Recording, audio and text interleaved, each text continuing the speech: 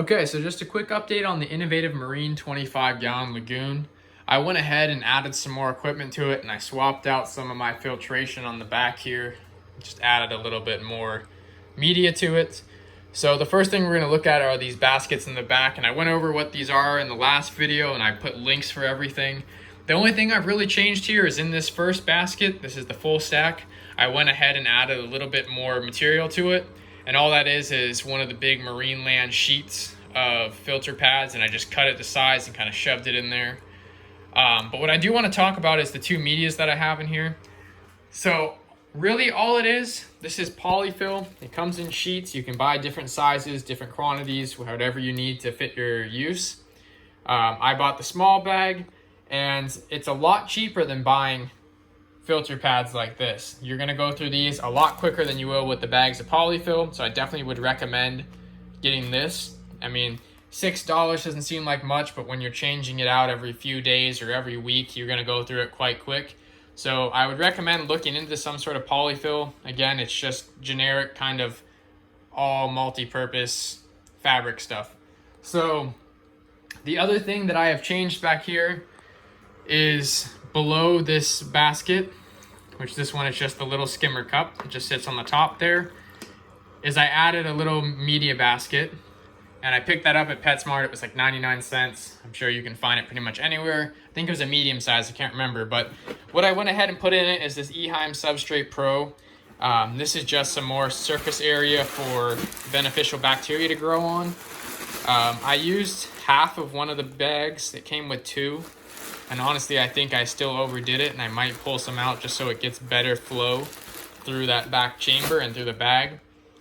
The other stuff that I added so far, I have this ice cap. This is a K2 Nano. It's a pretty good skimmer. I like it more than the one that I had on my last blue ball tank.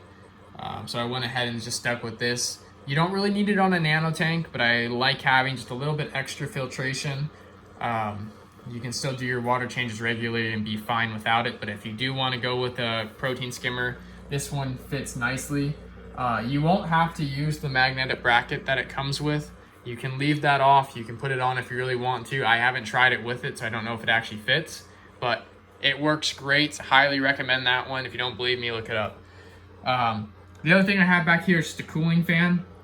I needed it on the last tank because the one pump got really hot combined with the light that I had on it, so the water level temperature did come up a lot, so I had that. It's not really being used right now. In fact, I need to get a heater on there just to bring the temperature back up. But what I have that connected to is this Inkbird thermostat, so it has heating and cooling functions. I have it set to 75. This is the reason why I need the heater on there, obviously, and it's trying to heat, but the poor thing has no heater plugged into it. So with this, you can set your desired temperature. You can set a high and low when you want your fan to kick on or when you want your heater to kick on. You can also program it to where if you want it to come on after it changes by 1 degree, it'll do that. I don't know what the range is on it, but you can play with it and figure that one out. Little disappointing down here. I have this little 2.5 gallon ready for ATO. I got a pump in there. I had it all tubed up to the top. I went ahead and plugged in my hydrofill that I showed you in the last video, and unfortunately, it didn't power on for some reason. It was working just fine before I put it back in the box when I was moving, so it must have got banged up for whatever reason. It's not working. Not sure if I'm going to stick with this specific model. I might look into something else if I'm going to spend the money on a new controller. It worked great, but the fact that it didn't last very long, I'm kind of disappointed about. So I'm going to look into something else for that most likely. The other thing I'm going to change, you saw in the last video, I went ahead and upgraded the pump in the back there. I put on one of the Acreon AQ 1200s, I believe it is. I'll show you that box really quick. I just had this one lying around, so that's what I put in there. It did bring the flow rate up quite a bit. You can see there's some pretty significant water movement there. It's got a nice glimmering effect. The only thing I'm going to change on this, and I already have them and I'll show you in a minute, is I'm going to change these two output nozzles. They work fine. A lot of people stick with them, but I wanted to try something new this time with this tank. So I went ahead and I ordered some of the random flow generators, which I have over here. So with this, obviously you'll need two if you want to replace both of them.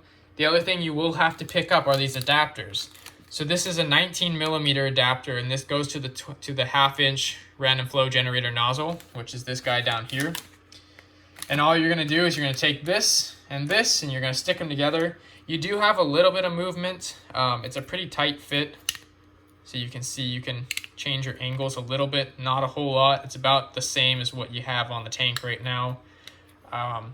But I will do an updated video on what the water flow looks like with these on once I have them on. I just haven't got to it yet.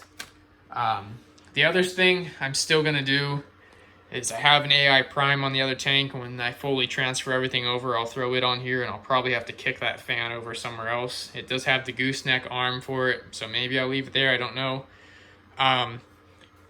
Besides getting a new ATO controller, I need to finish this back here.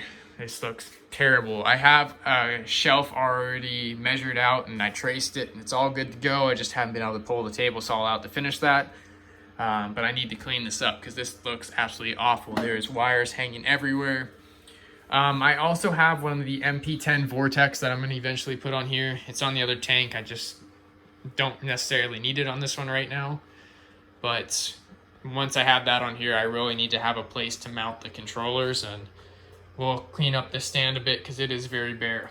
But that's about all I have for you guys today. I will try my best to add links for all the products that I showed in this video at the bottom. If you have any questions, feel free to leave them and I'll try and respond to them as soon as possible. All right, later guys.